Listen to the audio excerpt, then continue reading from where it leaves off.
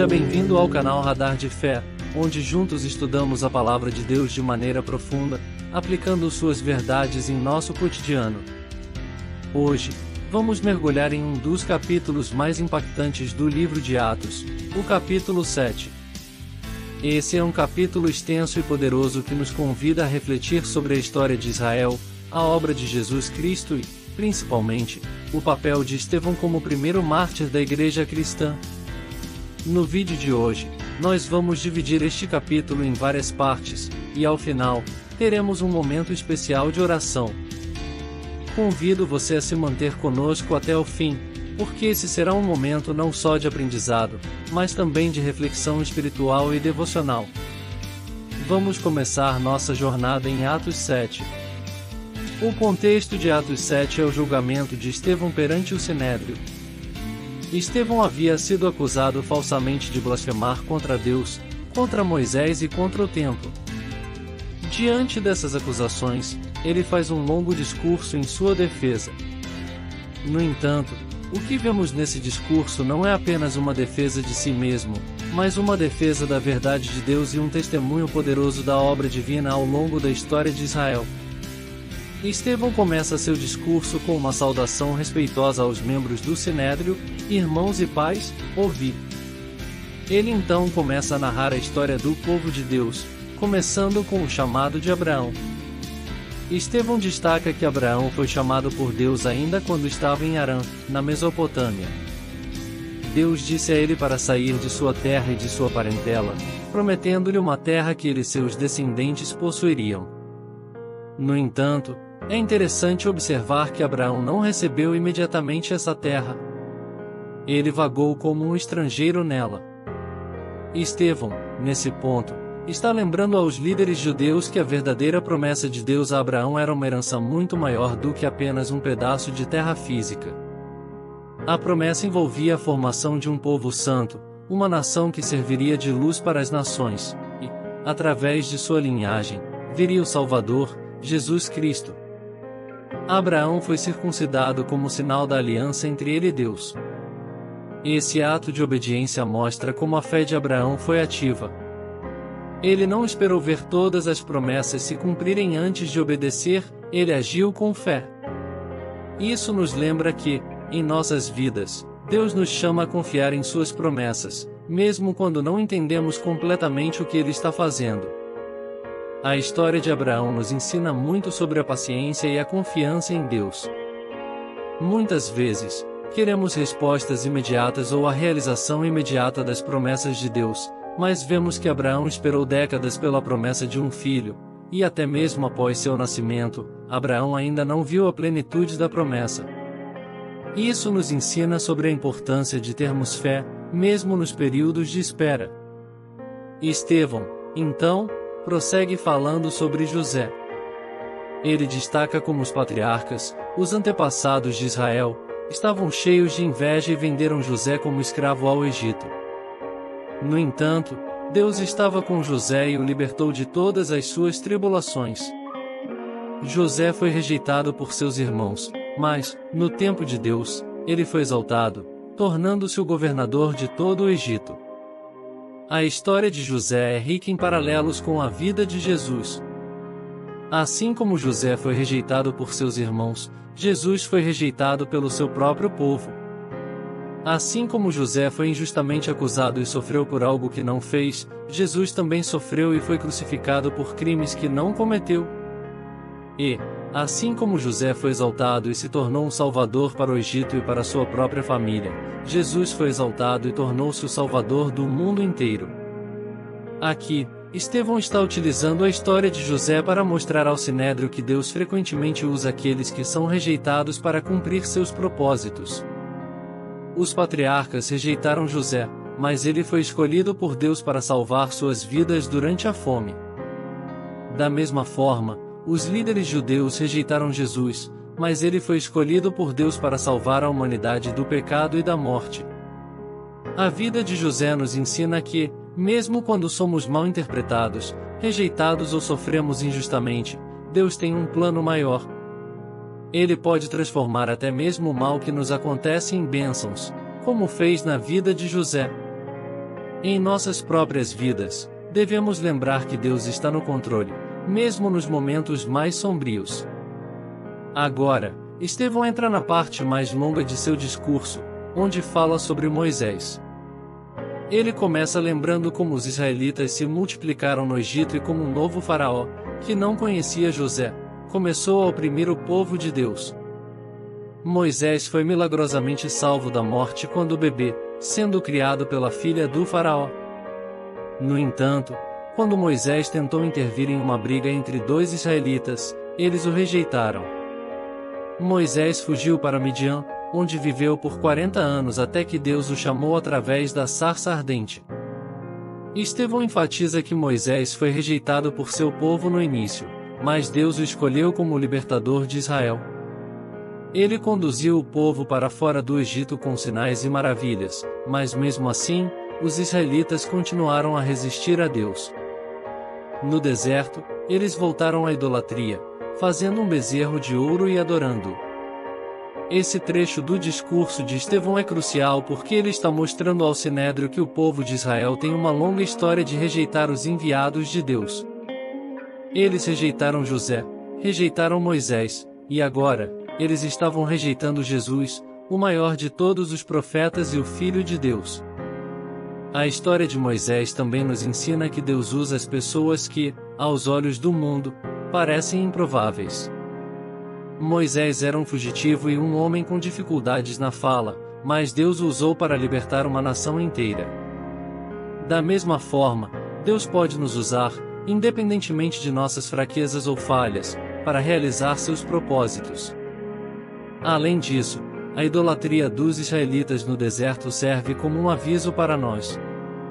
Muitas vezes, podemos nos distrair ou nos afastar de Deus quando enfrentamos dificuldades, buscando outros deuses que prometem satisfação imediata. Devemos sempre lembrar que só Deus é digno de nossa adoração, e devemos permanecer fiéis a Ele, mesmo em tempos de provação. Estevão, em seguida, fala sobre o tabernáculo que foi construído no deserto, seguindo o padrão que Deus havia dado a Moisés. Mais tarde, nos dias de Salomão, foi construído o templo, um lugar fixo de adoração a Deus. No entanto, Estevão lembra ao Sinédrio que o Altíssimo não habita em templos feitos por mãos humanas. Ele cita o profeta Isaías, que disse: "O céu é o meu trono, e a terra o estrado dos meus pés. Que casa me edificareis? Ou qual é o lugar do meu repouso? Não fez a minha mão todas estas coisas?" Estevão está argumentando que Deus não pode ser confinado a um edifício ou um sistema religioso. Embora o templo fosse um lugar importante de adoração, ele era apenas uma sombra da verdadeira presença de Deus, que não pode ser limitada a um espaço físico. Essa crítica de Estevão ao templo era ousada, pois o Sinédrio valorizava o templo como centro da fé judaica. Ele estava sugerindo que o povo de Israel estava colocando mais fé no templo físico do que em Deus, que é espírito e não pode ser limitado por edifícios ou rituais. Essa parte do discurso de Estevão nos lembra que nossa adoração a Deus deve ir além de formas externas. Deus não está limitado a uma igreja ou a um local específico, Ele habita em nossos corações e em nossas vidas. Precisamos ter cuidado para não colocar nossa confiança em coisas temporárias ou físicas, mas sim em Deus, que é eterno e está sempre conosco. A última parte do discurso de Estevão é a mais intensa.